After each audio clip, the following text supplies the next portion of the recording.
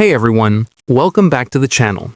In this video, I'll show you how to see pending deposits in the Bank of America mobile app so you can track incoming money before it fully posts to your account.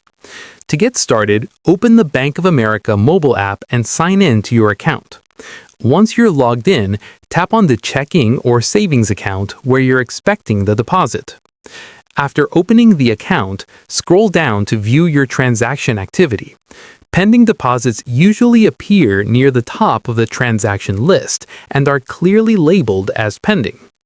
If you don't see the deposit right away, tap on Activity or Transactions to refresh the list. You can also check the difference between your available balance and your current balance, which often indicates pending deposits or transactions.